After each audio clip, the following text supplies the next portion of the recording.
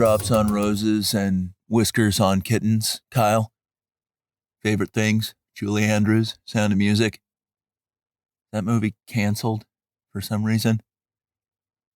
The Von Trapps, right, Kyle? I wonder if that catchphrase that I just dropped just activated somebody. Manchurian Candidate style. Candidate? Tomato. The Sound of Music, brainwashed assassins, right? But yeah, DarbyCast, Wildcard Friday. Kyle, it feels good to be back in the swing of things. Quick little time travel journey on Wednesday to get us back to neutral. Nothing centers me like a time travel experience. And I know a lot of the DarbyCast doctors feel similarly. But today, what are we going to get into? Kyle, you already know. You always know. I talked to you before the show, pal. I was listening to the song Blurry by Puddle of Mudd, which I hadn't heard in a long time, you know? Can you take it all away? Can you take it all away? When you shoved it in my face, explain your game to me. Not really doing that song justice by speaking the words rather than singing them, but I just don't have the vocal range. Well, certainly not with an attitude like that, but that's neither here nor there. Check that, or is it? But as I'm listening to that, I'm thinking about Stained, and then I'm thinking about Three Doors Down, then I'm thinking about Nickelback. I'm thinking a little bit about just what it means to be like a little more grungy. Nothing really came to me when I was thinking about like, what does it mean to be grunge? And I didn't really have any major takeaways from that. I'm going to be totally honest with you, DarbyCast doctors, because newsflash, I always am. But as I was in the car, driving on the freeway, listening to some good 90s and early 2000s rock, guy on a motorcycle speeds past me, and I'm like, yeah, hell yeah, man. Leather jacket, cool guy. I was like, wow, talk about rebelling against the modern world. You know, no better way to do that from a vehicular standpoint than with a motorcycle. What a middle finger to the establishment, right? How reluctantly do they give out motorcycle licenses at the DMV? You know, those depressed people, those government workers, when they issue a motorcycle license, they die inside because the person they're issuing it to is living so hard, so unashamedly, so unabashedly. It's that person and the open road and a bike. Motorized. So cool. But then, as if this experience of me driving on the freeway couldn't have gotten any richer, another motorcycle passes, and it's definitely this guy's chick. And she's wearing leather pants. And I'm like, look at you, babe. You step to the beat of your own two-wheeled drum. Way to go. I wish I could have just pulled up alongside them, as if I could, right? With their speed and maneuverability. I wish I could have pulled up alongside them and just been like, way to stick it to the man. And some of you right now are asking yourselves, would they have known what you were talking about?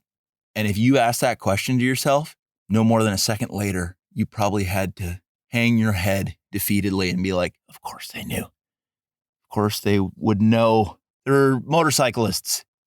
They are on Italian sport bikes, Ducatis. Woo! Get out of town. Brown leather jacket. Kyle, your dog's scratching at the door. Even she knows how badass motorcycle people are. It's just something that goes without saying. But at the same time, I'm talking about it. Is that redundant? Perhaps. But, you know, I bet you for a lot of your lives, people have been telling you no when you had sweet ideas. Like, I'm thinking about getting a motorcycle.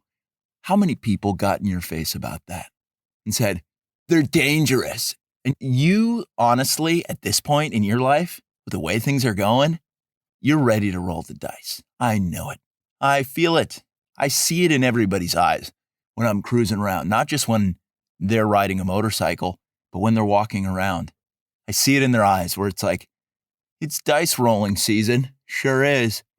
Burn the ships, that kind of thing, where it's like, where I'm headed, there's no turning back.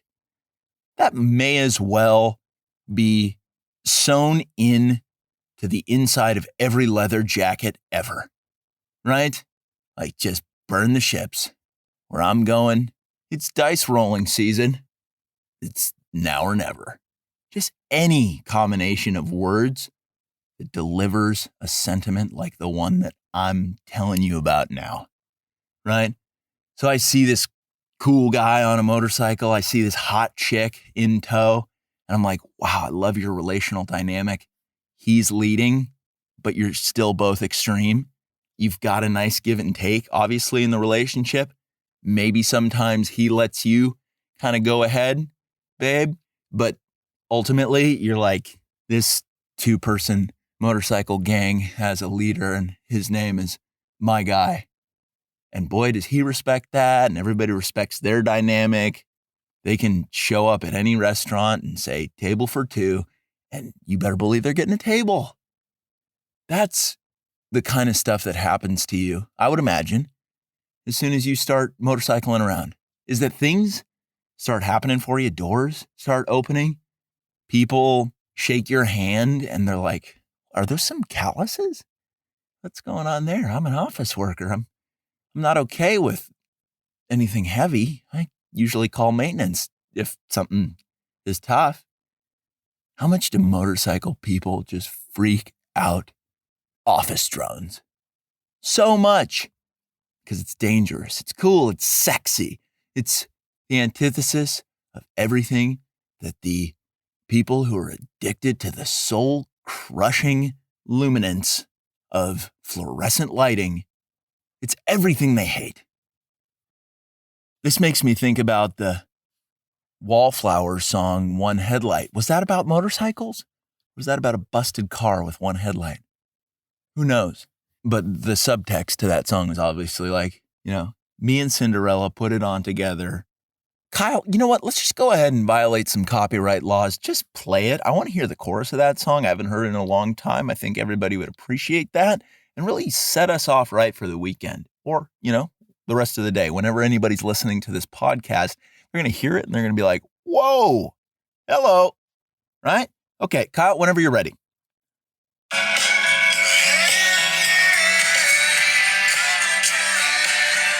Ride a motorcycle. Lots of friendship. Driving motorcycles.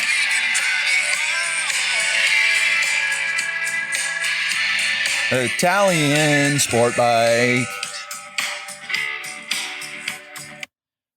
Just improv that a little bit. No problems there.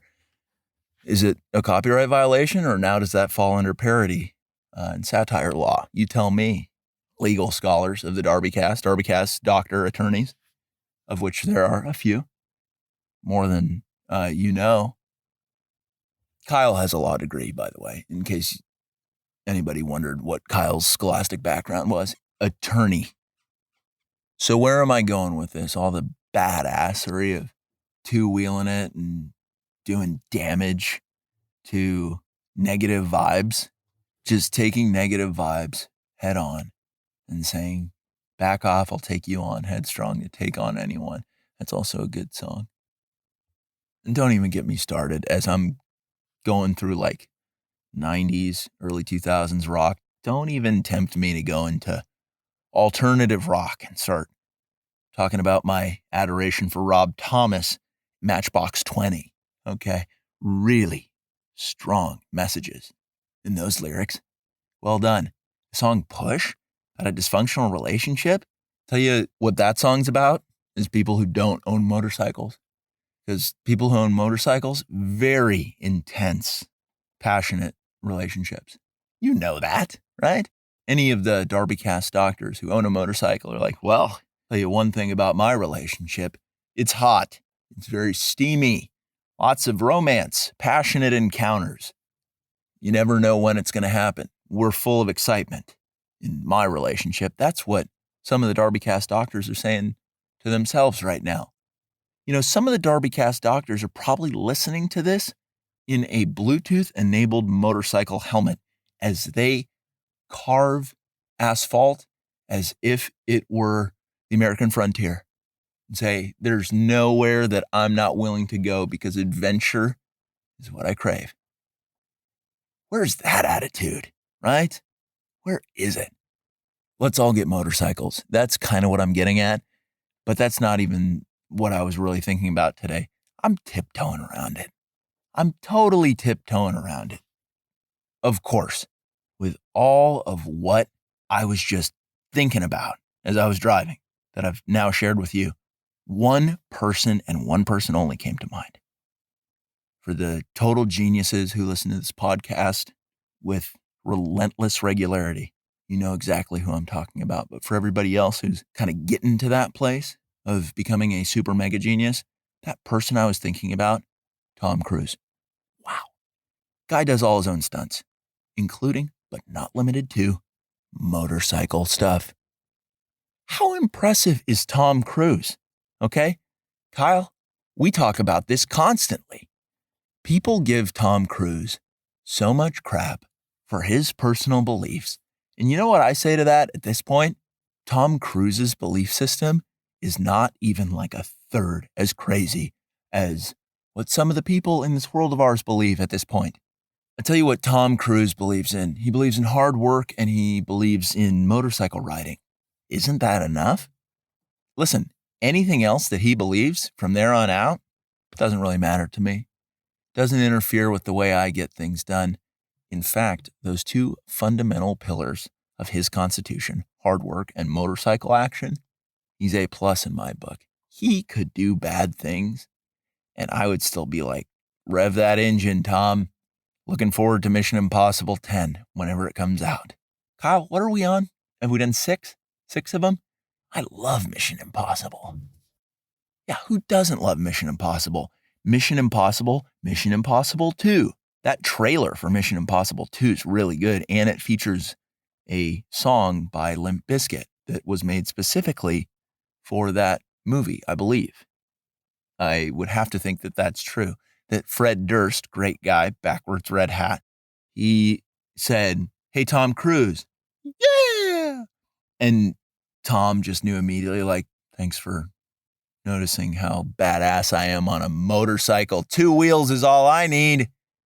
If I were more of a motorcycle guy, because I feel like I am in spirit, but until I actually purchase a motorcycle and drive it without a helmet or a license, that I'm just kind of blowing smoke. Like, if I were on that level, I would thank people all the time who just looked at me when I was riding, hair blowing in the wind, and I would know that they were like, thanks for unshackling your spirit, because mine is locked in a cage of political correctness and you are doing everything right and I can't seem to figure it out, but boy, do I want to. That's what people think when they see somebody excellent like Tom Cruise riding a motorcycle, whether it's on the silver screen or in real life.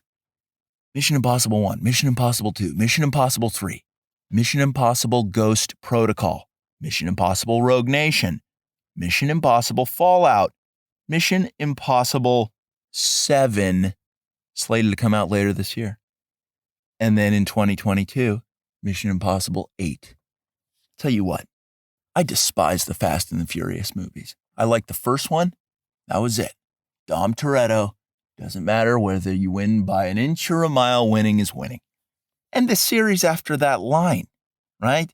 That is great. Winner take all.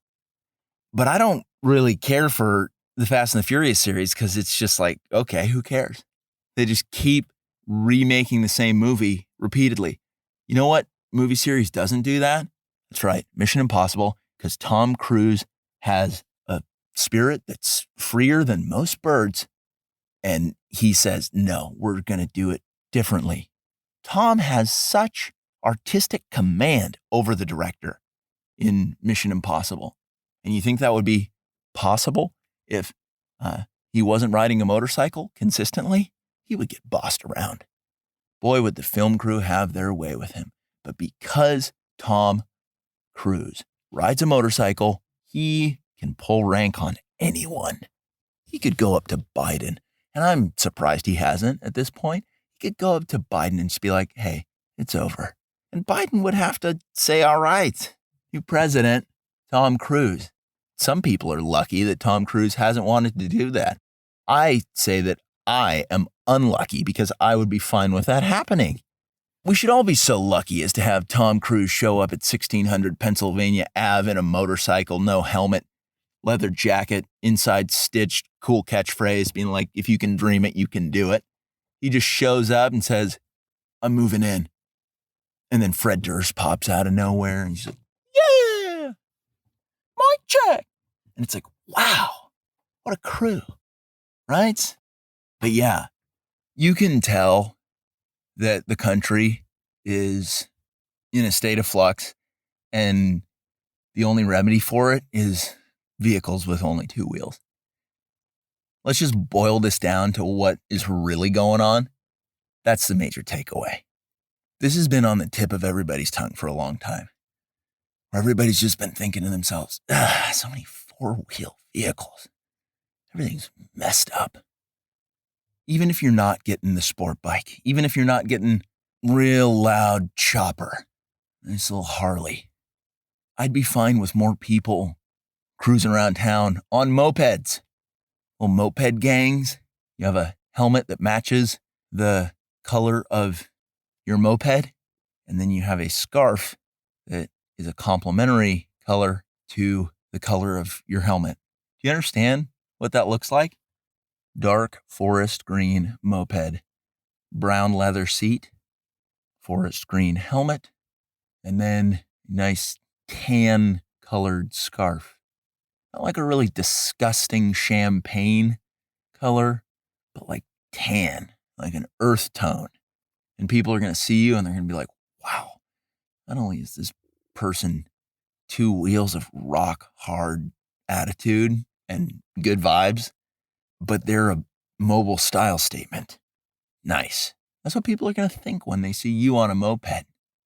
If you aren't ready to step up to Tom Cruise level, popping a wheelie, front wheelie, doing a stoppie. Do you know what a stoppie is? Kyle, should I tell him? It's when you are going fast on a motorcycle, you pull a front wheelie and hit the brakes and you do a skid stop on one wheel, the front wheel. I wish our country could pull a bit of a stoppie. Metaphorically speaking, if you know what I mean. I think all of you know exactly what I mean.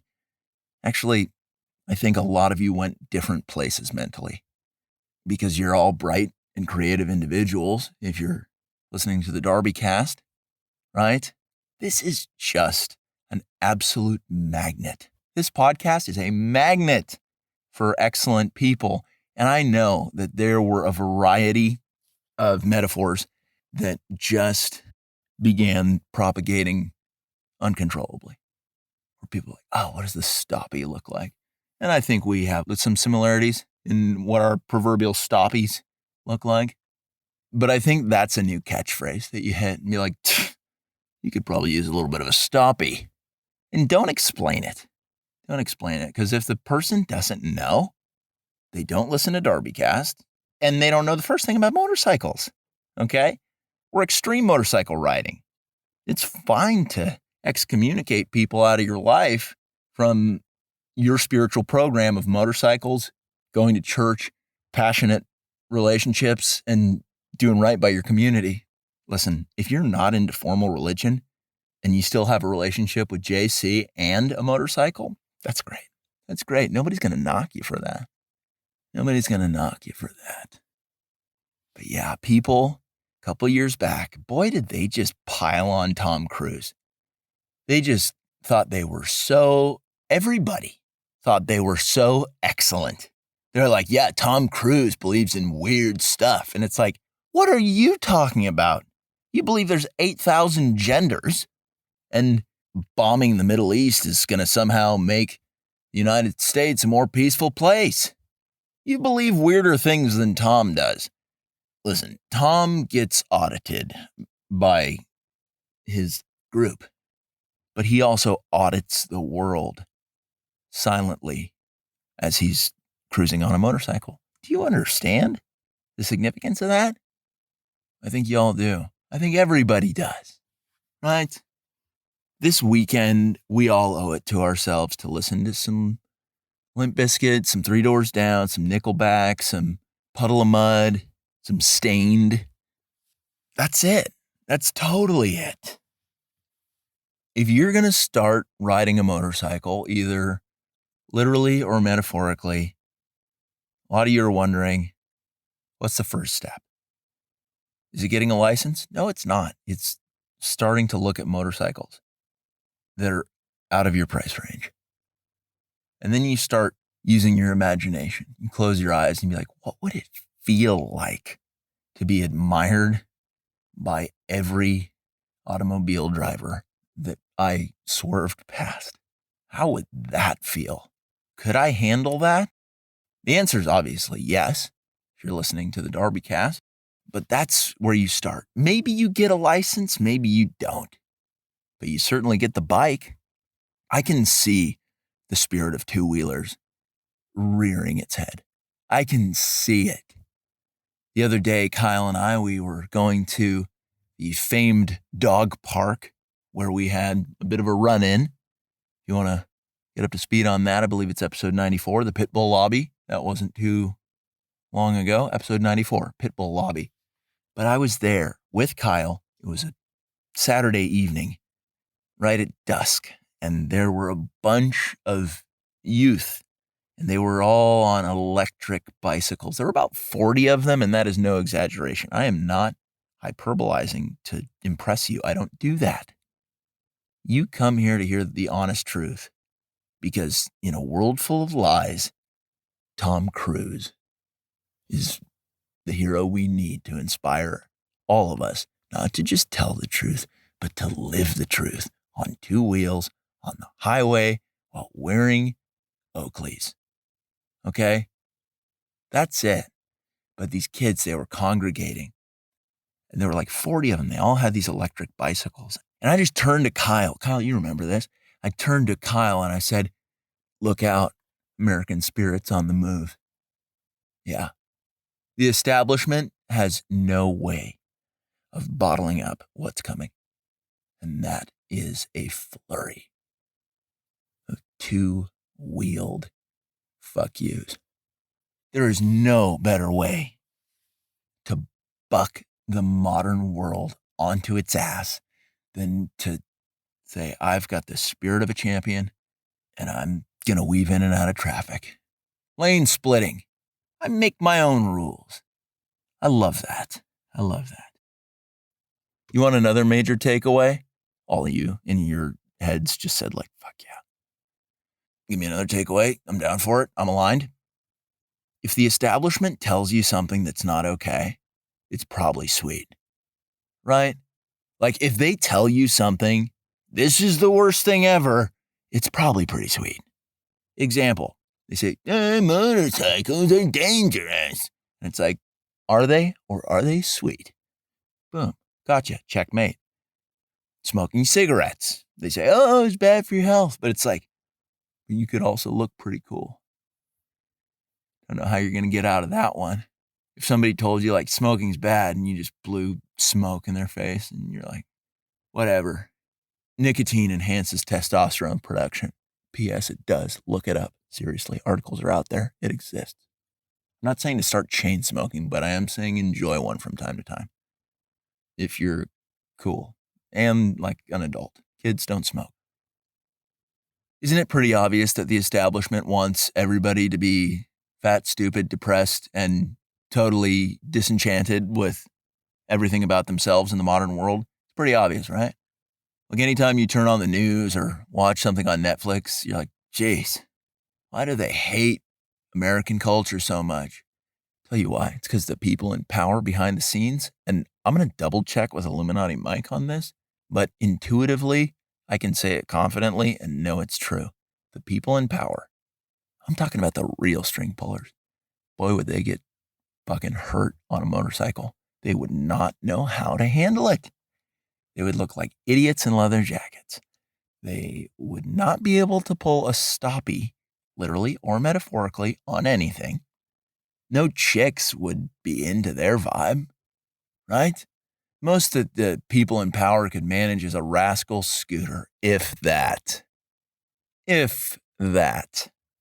If you're looking for a way to find your outlet, because right now I know from having conversations with a lot of people, because that's what I do. I accost strangers and cut straight to their core and say, why don't you boot me up on your program and I'll see what's going on. I do that, not with those exact words, but I offer people that space non-verbally to just unleash. But I've been sensing that there's a lot of pent-up anxiety, depression, and rage that's developing in this country. Nobody has a healthy outlet that I've found except for motorcyclists.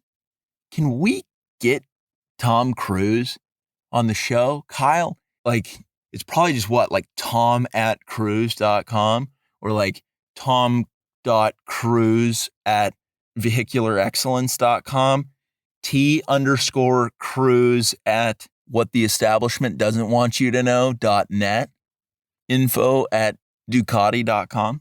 I bet you that just goes straight to Tom Cruise, that email address. As well it should.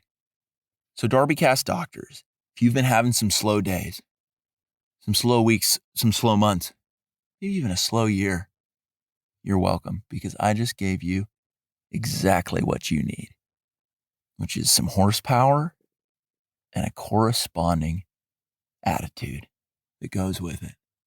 You put on that helmet, you flip the visor down, tinted visor, obviously, a wind visor, just, you know what's the first song you play? And when you hop on that bike, Kyle, play it. I am not doing this song justice. Let's violate copyrights, Kyle. But let me kind of voice over a little bit while it's going on so we don't, right? Kyle, you know exactly at what point in the song I need you to just cue it up and then let it rip. What do you think Tom Cruise's favorite part is? That's right, the chorus. Kyle, in 3, 2, 1.